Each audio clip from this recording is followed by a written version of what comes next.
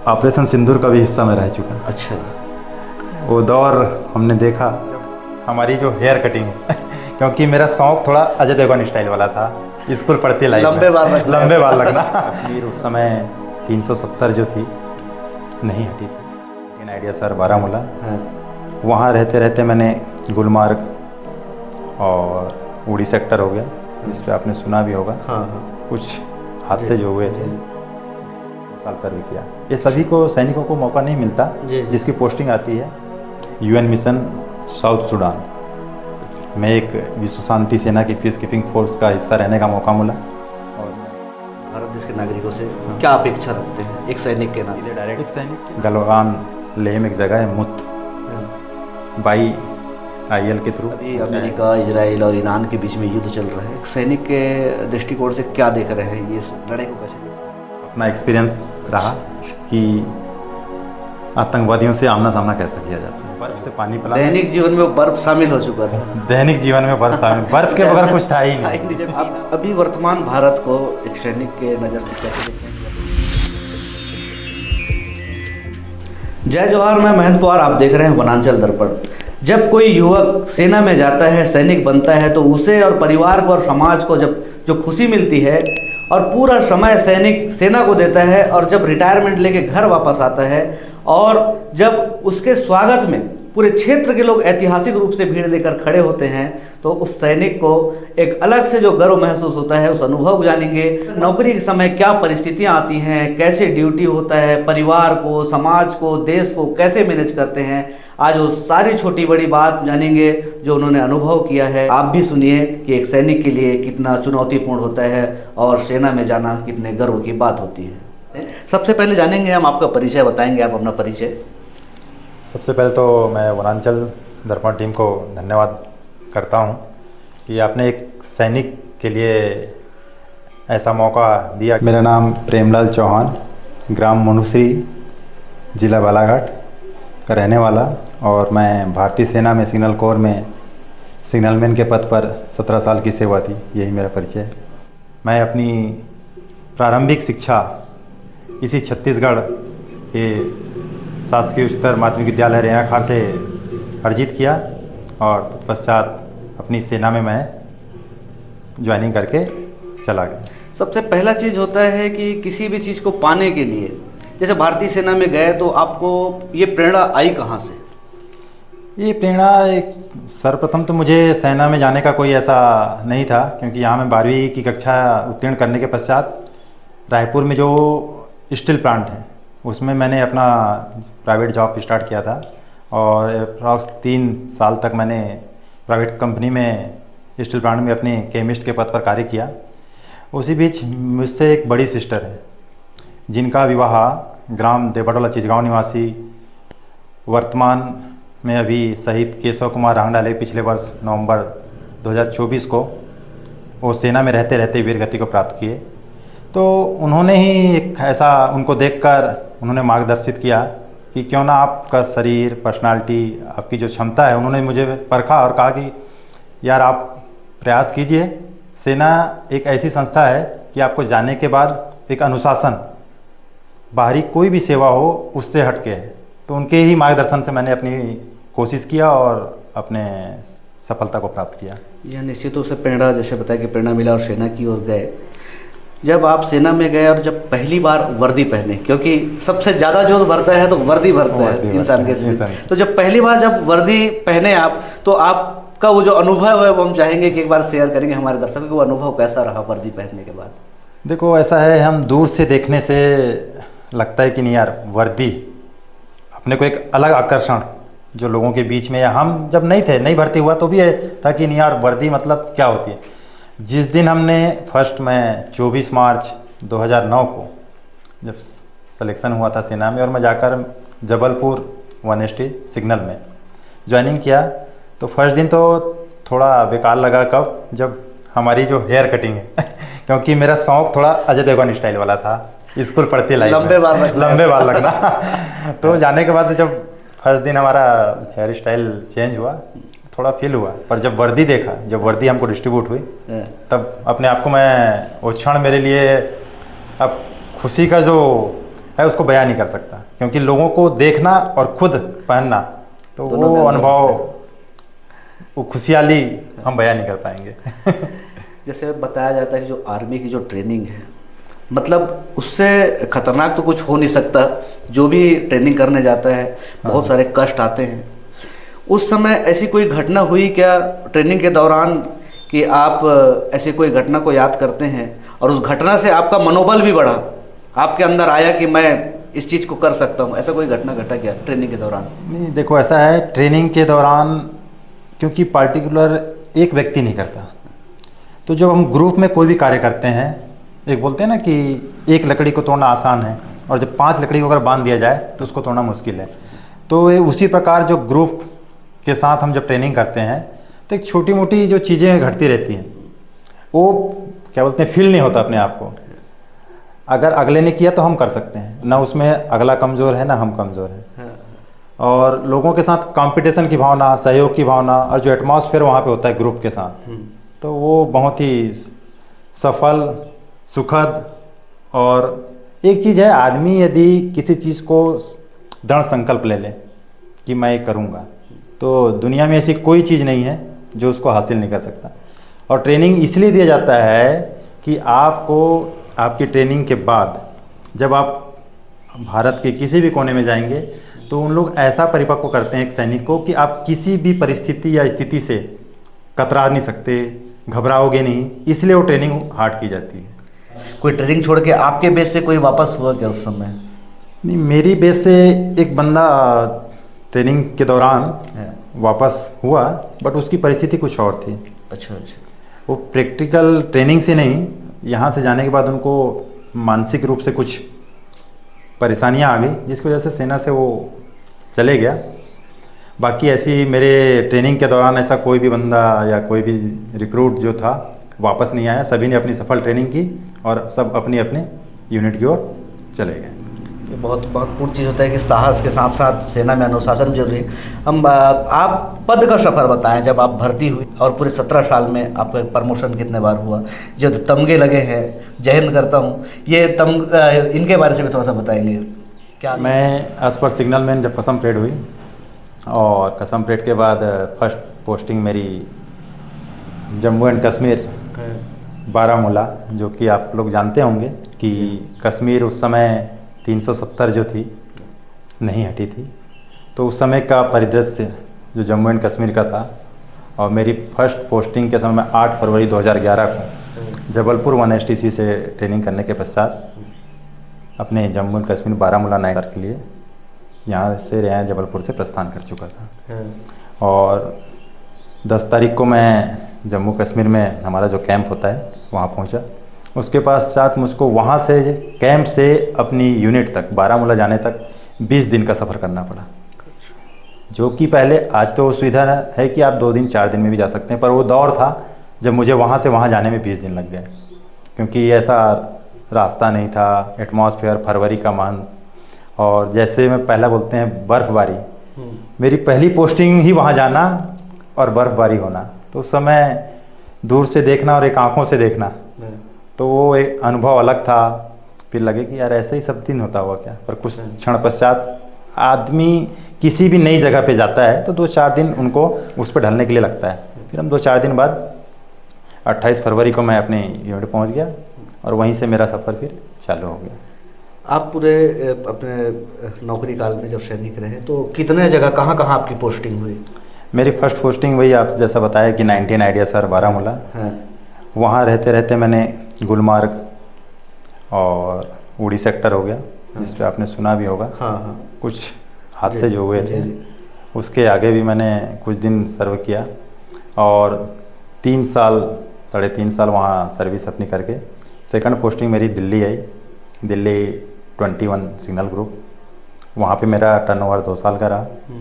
उसके पश्चात एक आपने सुना होगा राष्ट्रीय राइफल जो होता है, ऑल इंडिया में एक अलग ही है। राष्ट्रीय राइफल का मकसद कुछ अन्य पर्पज़ से बनाया गया, तो उसी में मेरी पोस्टिंग हुई। और जो आप तमगे की बात कर रहे हैं, तो ये जो मेरे राइट साइड में लगा है, ये उसी का प्रतीक है कि मैंने राष्ट्रीय राइफल 2 साल सर्व किया। ये सभी को, सैनिकों को मौका नहीं मिलता जिसकी पोस्टिंग आती है तो ये वाला जो आपने बोला, ये जो बैच है, अगर आप किसी अन्य वर्दी को देख, वर्दी पहन के अगर ये लगाए तो आप दूर समझ जाओ, उसको पूछने की ज़रूरत नहीं है जी कि यार उसने राष्ट्रीय राइफल सर्व किया है। जी। ये जो 7 मेडल हैं, इसमें पहला है कि मैंने जम्मू एंड कश्मीर सर्व किया, वहाँ पे एक ऑपरेशन ओपी रक्षक है। सेकंड मेडल ओपी रक्षक का है। तीसरा जो है गुलमर्ग एक जगह है जिसके बारे में आपको बताया मैंने कि बर्फीले क्षेत्रों में मैंने अपनी सेवाएं दी, उसके लिए है। इसके पश्चात जो चौथा मेडल है ये है विदेश सेवा, कि मैंने विदेश सेवा सर्व की, तत्पश्चात मुझे मिला। इसके बाद ये है 75 ईयर, जैसा कि आपने सुना होगा अभी।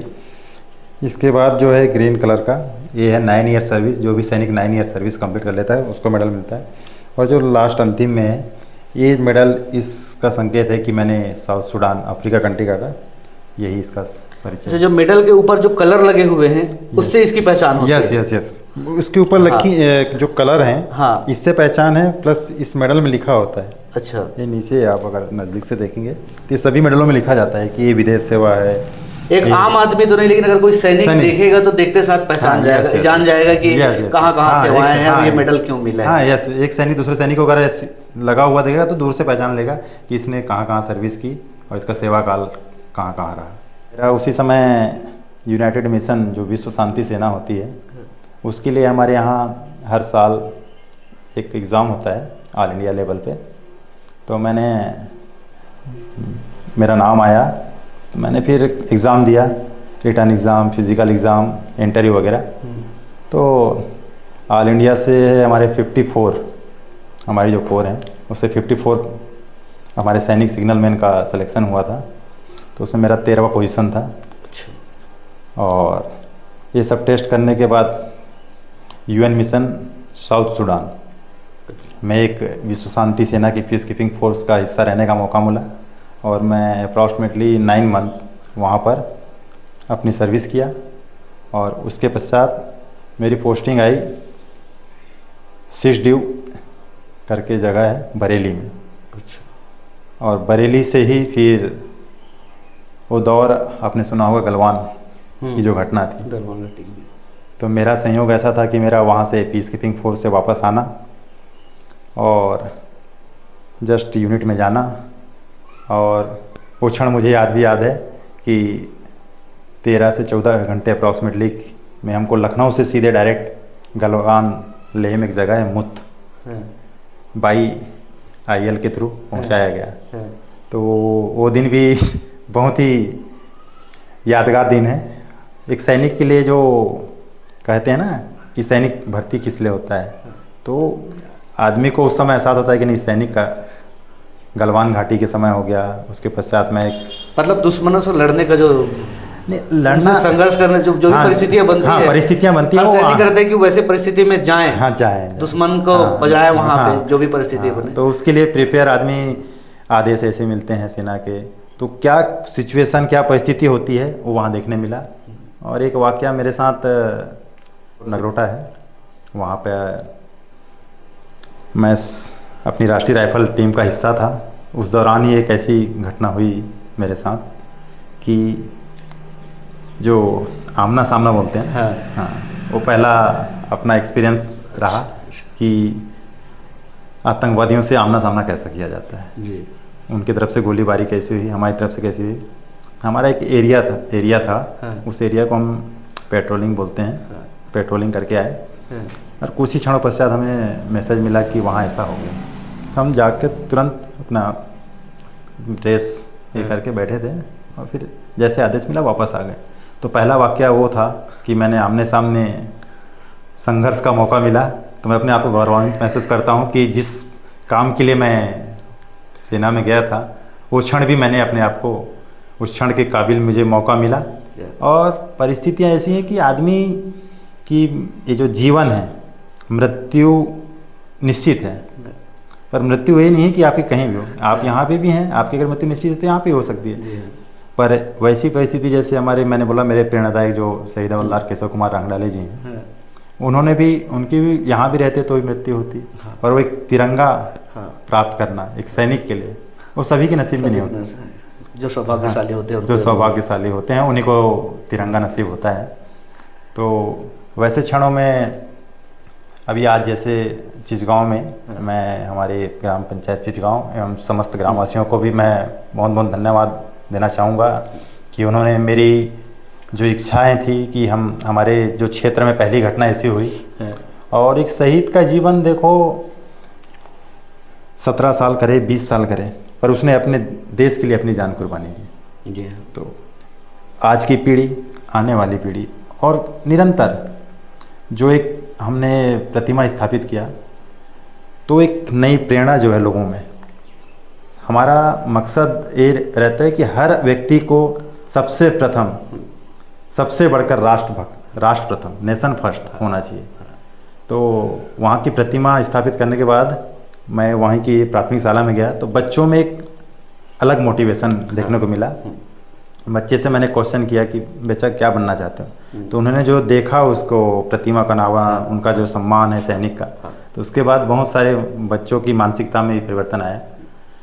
तो ऐसे बहुत सारे देश के लिए वीरगति प्राप्त करना एक बड़े सौभाग्य की बात है, ये कहा जा सकता है। ये कहा सकता है, हर किसी के किस्मत में वो नहीं है। आपके हिसाब से सही देश सेवा का क्या मायना है?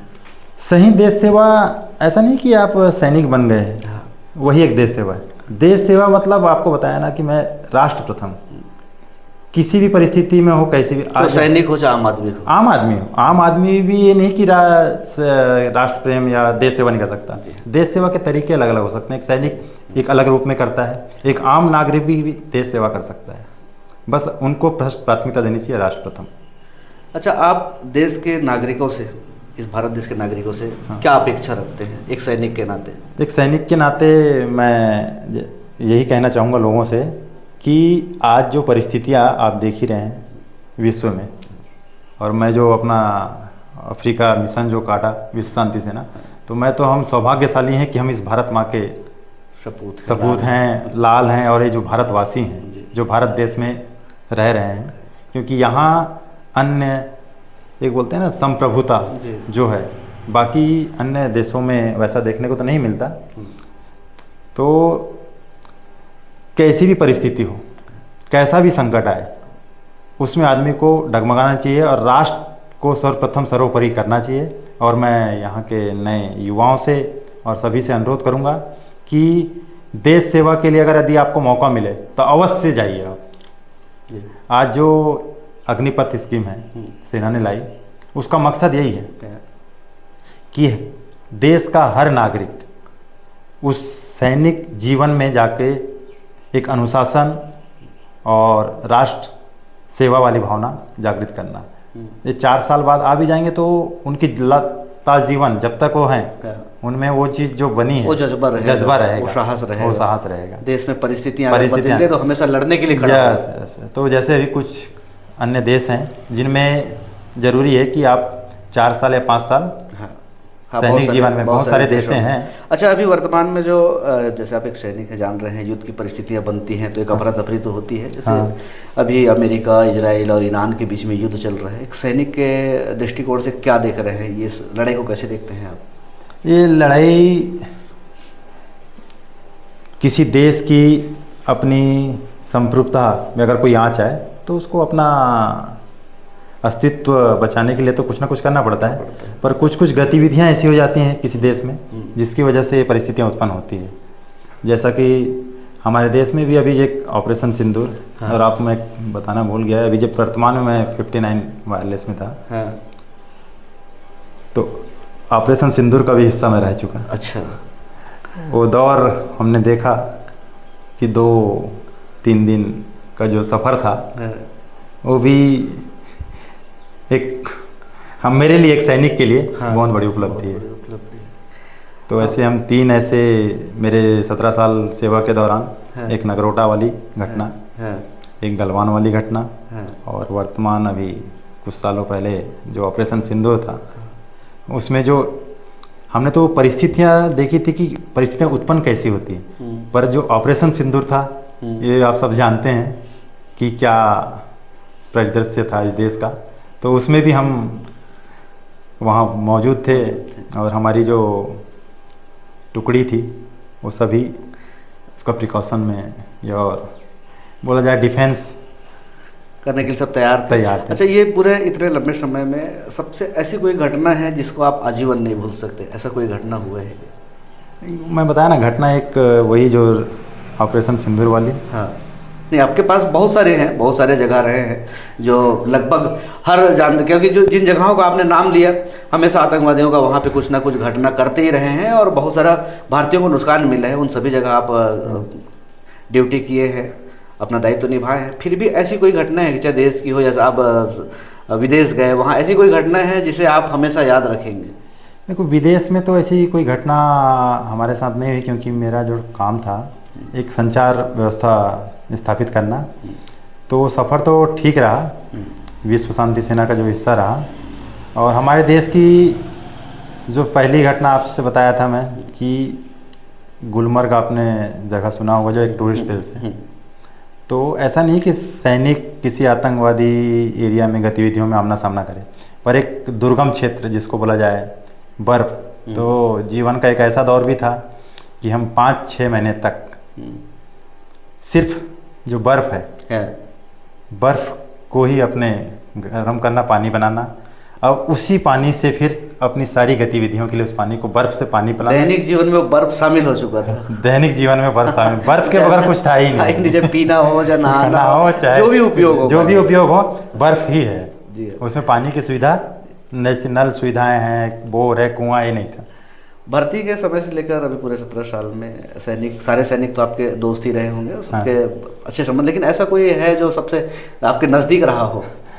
देखो, नज़दीक ऐसा है, हम हर 3 साल में हमारा ट्रांसफ़र होता है, तो कुछ कुछ दोस्त, ऐसा नहीं कि सभी दोस्त हैं हमारे साथ में हैं, पर एक हमारे में चलता है बड़ी फेयर सेना में, कि आपकी हर एक छोटी से छोटी चीज़ें उसको पता होनी चाहिए। जो एक बेड होता है ना, बेड पार्टनर बोला जाए अगर इसमें, तो उसको बोलते हैं बडी। तो वैसे हर जगह जाने पे हमारे हर यूनिट में हमारा एक बडी होता था। तो अभी वर्तमान में एक बिहार से है, तो एक बार साउथ तमिलनाडु का भी है।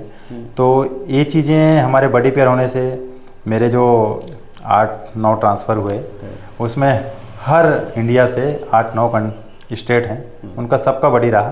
अभी वर्तमान में मेरे साथ एक बिहार का बंदा था, सिग्नल मैन DK शर्मा। अभी लास्ट 31 तारीख जब मेरी सेवानिवृत्ति का था, तब तक मेरे साथ रहा। तो वो जो यादगार क्षण है, उसके साथ जो व्यतीत किया, वो लास्ट समय भी बहुत यादगार रहेगा, जीवन भर जब तक हम हैं तब तक। आप अभी वर्तमान भारत को एक सैनिक के नज़र से कैसे देखते हैं? अभी वर्तमान भारत की क्या स्थिति है, क्या मजबूती है सेना की ओर से, या किन परिस्थितियों में भी देश है हमारा देश? अभी अगर एक मैं सैनिक दृष्टिकोण से देखूं, तो जो 2011 की परिस्थितियां थी, जो हमारे जम्मू एंड कश्मीर की, उस समय का जो दौर था और आज के दौर में बहुत अंतर, ज़मीन आसमान कहा जाए तो चलेगा। कुछ कुछ जगह ऐसी थी जहां जाना बहुत दुर्गम था, पर आज वो परिस्थितियाँ नहीं रही। आप दोनों देखें, 370 हटने से पहले की भी कश्मीर देखें, उसके बाद का कश्मीर देखें, मतलब तो बहुत परिवर्तन है। देखो, भारतीय सबसे बड़ी चीज़ है कि आपका देश का जो लीडर है, लीडरशिप होनी चाहिए। उस लीडरशिप में इतनी क्षमता होनी चाहिए कि कुछ भी कर गुजरने को तैयार है। मतलब देश के साथ साथ सैनिक और देश दोनों आज किसी भी परिस्थितियों से निपटने के लिए एकदम तैयार है। बिल्कुल बिल्कुल बिल्कुल। मतलब कहीं से कोई कमजोर समझने की गलती ना करे। ना, कोई भी किसी को संदेह नहीं होना चाहिए। आपने ऑपरेशन सिंदूर देख ही लिया। जी जी जी जी हाँ। ऐसे बहुत ऑपरेशन है जिसमें भारत ने अपना गलवान देखा। जी जी जी। और अभी का ऑपरेशन सिंदूर देखा, तो पहले की परिस्थिति और आज की परिस्थिति में क्या अंतर है? जैसा जैसा समय आते जाएगा, देश और अच्छी परिस्थिति में होता जाएगा। अब आपके परिवार की ओर बढ़ते हैं। एक सैनिक के साथ साथ सैनिक का परिवार भी सैनिक ही है, क्योंकि अपने परिवार से अपने भाई को, अपने बेटा को, अपने पति को दूर भेजकर वो देश सेवा कर रहे हैं। मतलब जो बाकी हैं वो भी उस अलग अलग रहने की जो बातें होती हैं उसको परिवार एक्सेप्ट करता है। तो आप जब ड्यूटी में बाहर रहते थे, परिवार यहाँ रहता था, तो याद तो आती रही होगी, ऐसा तो नहीं है। तो वो समय को आप कैसे मैनेज करते थे? उन यादों को कैसे संभालते थे? वो पल कैसे संभालते थे आप? अच्छा, आपने बहुत बड़ा क्वेश्चन कहा जाए। एक सैनिक के लिए आपने बोला कि सैनिक का परिवार, तो सैनिक का परिवार भी सैनिक से ज़्यादा मजबूत होता है। उनका जो दिल है सैनिक से ज़्यादा मजबूत मैं तो मानता हूँ कि अब आपने एक क्वेश्चन किया तो एक घटना मेरे साथ घटी थी। मेरा बालक राज चौहान, जब मैं गलवान में था, जुलाई की बात है, जुलाई का महीना था, मेरे बालक का पैर टूट चुका था। अच्छा। पर कोरोना काल भी था। हाँ। उस समय की परिस्थिति आप जानते हैं, कोरोना के समय की, कोई हॉस्पिटल या डॉक्टर। पर उस परिस्थिति में भी मैं तो वहाँ था, अब मेरा आना संभव नहीं था। पर मेरा परिवार, मेरी फैमिली, मेरे माता पिता सभी उस परिस्थिति में भी मुझे कभी ये महसूस नहीं होने दिया कि नहीं बेटा कोई बात नहीं, आप अपना राष्ट्र धर्म पहले है, आप अपना फर्ज निभाइए, जो परिस्थितियाँ हैं हमें हम सर्व कर लेंगे। तो मैं तो अपने माँ बाप और अपने फैमिली बच्चे का भी शुक्रगुजार हूँ कि उन्होंने ऐसे समय में भी एक प्रकार से सभी सैनिक, मैं अपनी बात नहीं कर रहा हूँ, सभी सैनिक का जो परिवार होता है जी, वो सैनिक के दिल से ज़्यादा मजबूत होता है। और एक प्रकार से सैनिक से ज़्यादा त्याग समर्पण जो कहा जाए तो उनका परिवार करता है। आप हमारे चैनल के माध्यम से क्या संदेश देना चाहेंगे देशवासियों को? मैं आपके चैनल के माध्यम से यही कहना चाहूँगा कि जो आज की जो युवा पीढ़ी है वो सर्वप्रथम शिक्षा के साथ साथ, जैसा आपने बोला कि एक सैनिक, अगर मौका मिले आप कोशिश कीजिए, नहीं हो पाए कोई बात नहीं, पर सैनिक जीवन में यदि जाने का मौका मिला है तो मैं युवा पीढ़ी से यही अनुरोध करूंगा कि आप अवश्य उसमें जाइए और अपना सैन्य जीवन व्यतीत कीजिए, उसके बाद आइए। और नहीं जा पाते हैं तो कोई बात नहीं, यहाँ भी हैं सैनिक नहीं बन पाए तो भी आप सबसे प्रथम राष्ट्र प्रथम। मेरा सभी युवाओं से और सभी देशवासियों से यह अनुरोध है कि आपके मन में राष्ट्र प्रथम की भावना सर्वोपरि होनी चाहिए।